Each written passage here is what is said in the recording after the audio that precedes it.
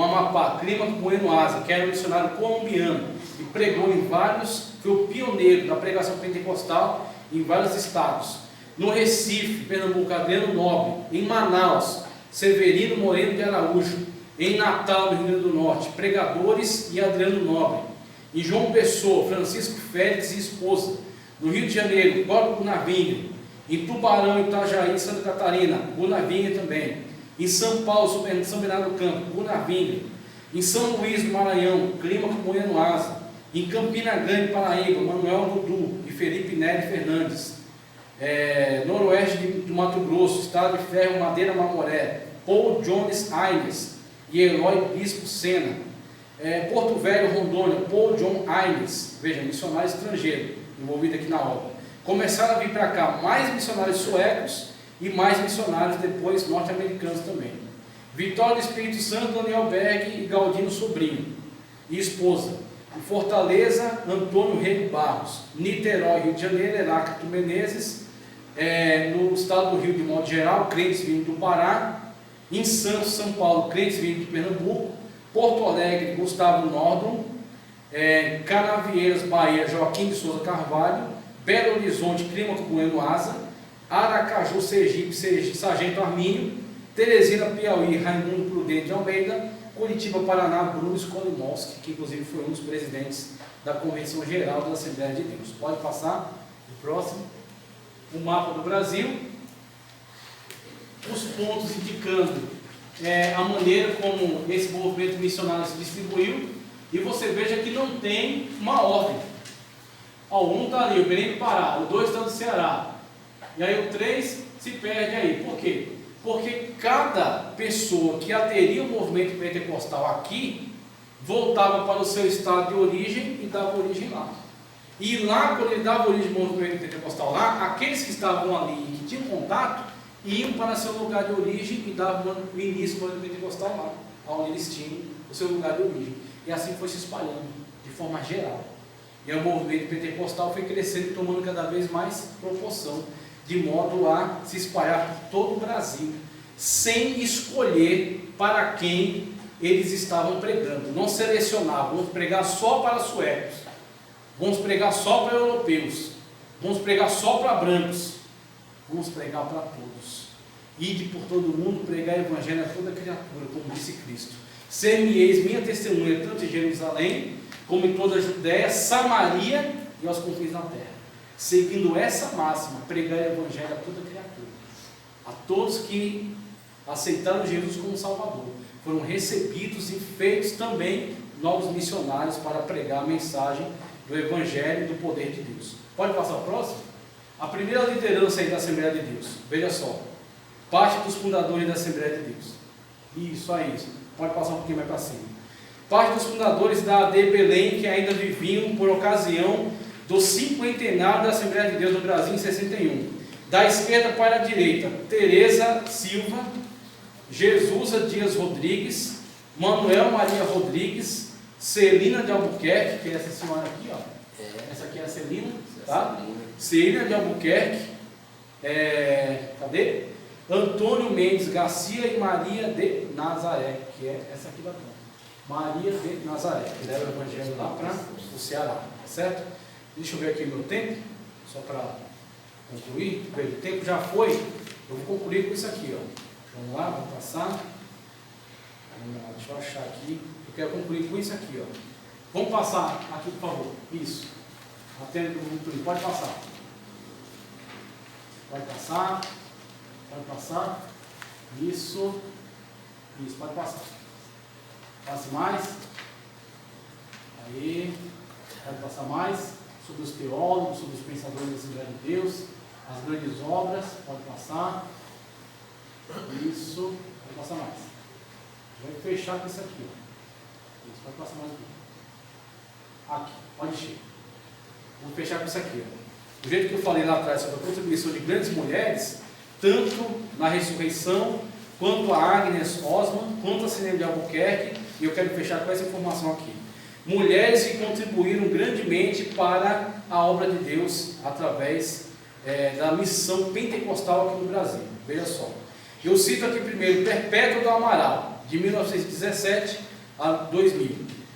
Contribuição: professora e escritora, e uma das primeiras mulheres a atuar na escola dominical da Assembleia de Deus. Destaque: teve grande participação na estruturação e na educação cristã e na denominação, ajudando na elaboração de currículos para crianças e adultos. A segunda é que está em tela aí, a foto dela. Frida Wingren, 1891 a 1940, esposa de Gunnar Wingren, missionária sueca que veio ao Brasil acompanhando seu marido na fundação da Assembleia de Deus. Contribuição intelectual: jornalista e escritora, foi uma das principais redatoras do jornal Boa Semente, um dos primeiros periódicos pentecostais no Brasil, traduziu hinos e auxiliou na edição de materiais doutrinários e devocionais. Foi uma das primeiras mulheres a pregar e ensinar no movimento pentecostal brasileiro, contribuindo para a formação de novos crentes. Passa a próxima aí. Então aqui temos Frida Wingren. Enquanto o Gunnar Wingren, pode passar. Enquanto o Gunnar Wingren, isso aqui, pode voltar, pode voltar. Isso. Essa parte ali de cima. Enquanto Gunnar Wingren precisava muitas das vezes fazer viagens intensas para tratar de reuniões e expandir o evangelho por outros lugares do Brasil, muitas das vezes para trás ficava Frida. Então Frida Wingren, em alguns momentos, ela precisou assumir de fato a liderança da igreja, enquanto Gunnar Wingren estava tratando de outras questões.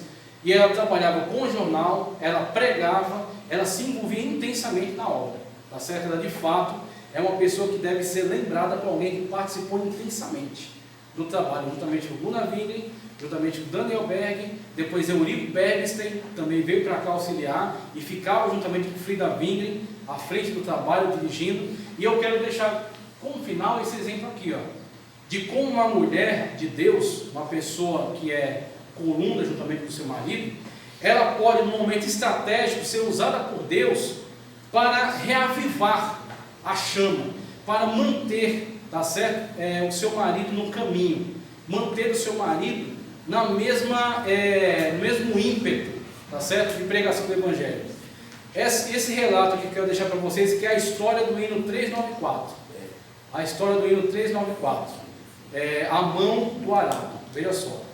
Embora estivessem debaixo da ordem e da direção de Deus, o início do trabalho dos pioneiros da Assembleia de Deus no Brasil não foi nada fácil. Limitações de recursos, oposição da Igreja Católica e de outros segmentos religiosos dominantes, perseguição da sociedade contra os que criam na mensagem pentecostal, difamações e calúnias nos jornais que acusavam os pentecostais de curandeirismo e artes mágicas, entre outras. Tudo era desfavorável, mas à frente dos nossos fundadores estava o Deus que cuida e preserva aqueles que ele chama para a sua obra.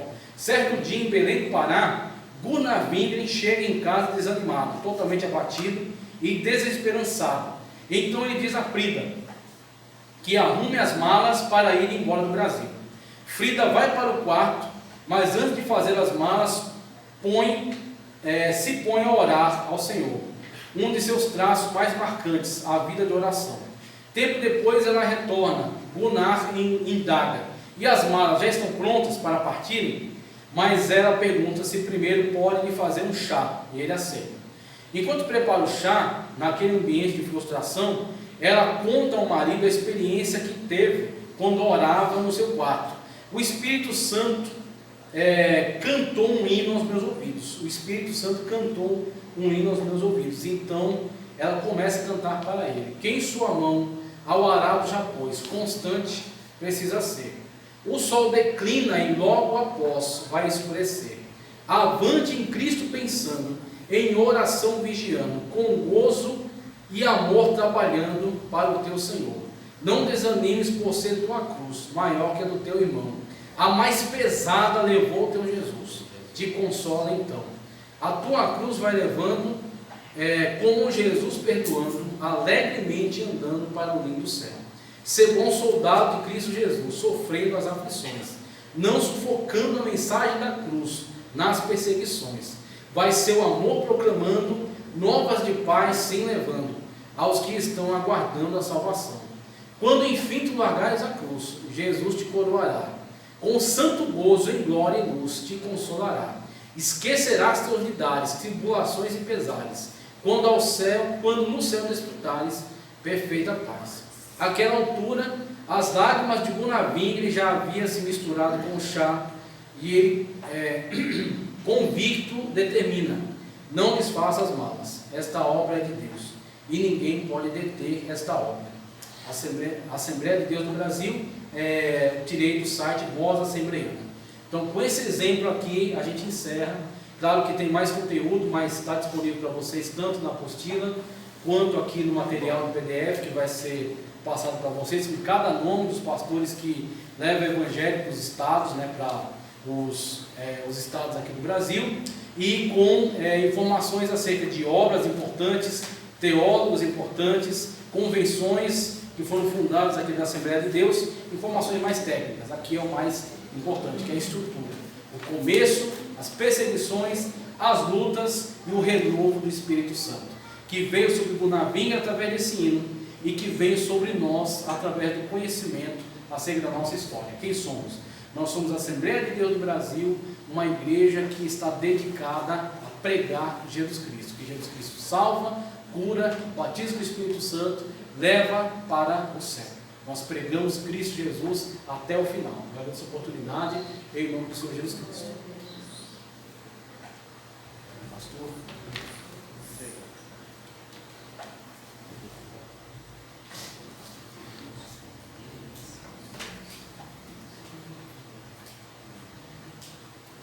Meus irmãos, muito bom. Estavam vindo. O tempo é curto. Nós deveríamos ficar aqui, poderíamos ficar aqui das 7 da manhã, 6 da tarde ouvindo, sentado ouvindo instruções que falam aos nossos corações.